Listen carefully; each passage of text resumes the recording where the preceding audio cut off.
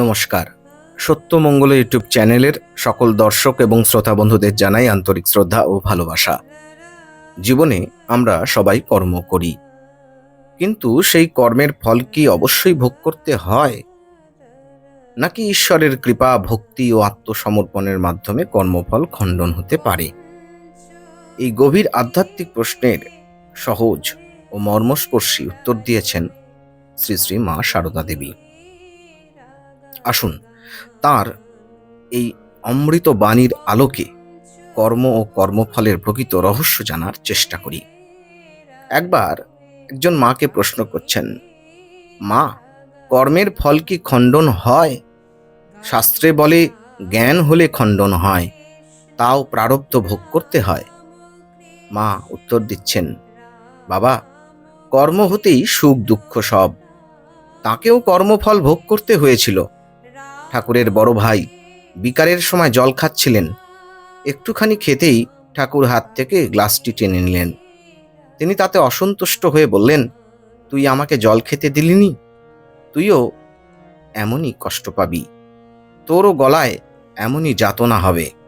ঠাকুর বললেন, দাদা, আমি তো তোমার মন্দ করিনি, তোমার অসুখ, জল খেলে অনিষ্ট হবে তাই দিইনি, তবে কেন তুমি আমায় এমন শাপ দিলে?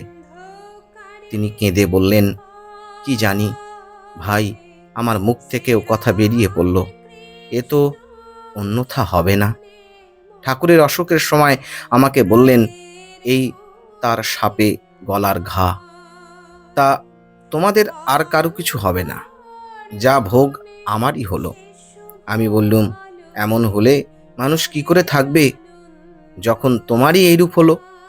তিনি বললেন, তার সে সিদ্ধ বাক্য ছিল, ভালো লোক, এমনি যে সে বললে কি হয়? তবে কর্মফল ভুগতেই হবে, তবে ঈশ্বরের নাম করলে যেখানে ফাল সেঁধুতো সেখানে ছুঁচ ফুটবে, এমনটাই বলছেন মা। জপ তপ করলে কর্ম অনেকটা খণ্ডন হয়।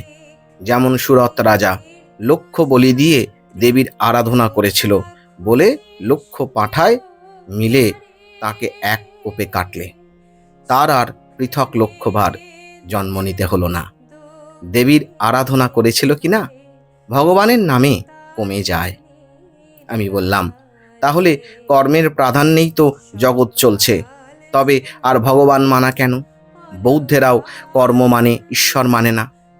মা তখন বলছেন, তবে কি কালী, কৃষ্ণ, দুর্গা এসব নেই বলতে চাও? আমি বললাম, জপ তপের দ্বারা খণ্ডন হয়। মা বলছেন, তা হবে না, ভালো কাজটি করা ভালো, ভালোটি করলে ভালো থাকে, মন্দটি করলে কষ্ট পেতে হয়। আচ্ছা মা, তুমি জয়রামবাটিতে বলেছিলে সব এক সময় সৃষ্টি হয়েছে, যা হয়েছে সব এককালে হয়েছে, একটি একটি করে হয়নি।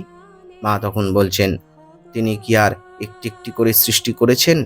এ যেন তার একটা কল চলছে, এই যেমন ময়দার কল, কলওয়ালা দেখছে কলটি যাতে নষ্ট না হয়। সে কি কোথায় একটি একটি করে গম গুঁড়ো হচ্ছে দেখছে? তেমনি তার কলটি তিনি ঠিক রাখছেন। কোথায় কে কি খুঁটিনাটি করছে তা কি তিনি অত দেখছেন? তার অনন্ত সৃষ্টি তাকে সর্বক্ষণ দেখতে হচ্ছে, অত খুঁটিনাটি দেখলে কি চলে? এমনটাই বলছেন শ্রী শ্রী মা। দেখুন, মা সারদা শেখাচ্ছেন, কর্মের নিয়ম অটল হলেও ঈশ্বরের কৃপা অসীম। জপ, প্রার্থনা, সৎকর্ম এবং আন্তরিক আত্মসমর্পণের মাধ্যমে বহু কর্মফলের তীব্রতা লাঘব হতে পারে, কিন্তু কর্মফল ভুগতেই হবে। তাই অতীতের ভুল নিয়ে হতাশ না হয়ে বর্তমানকে পবিত্র করার চেষ্টা করাই আমাদের মতো মানুষের কর্তব্য। মনে রাখবেন, ঈশ্বরের দিকে এক পা এগোলে তিনি শত পা এগিয়ে আসেন। তাই ভক্তি, বিশ্বাস ও সৎ জীবনের পথেই রয়েছে মুক্তির আলো।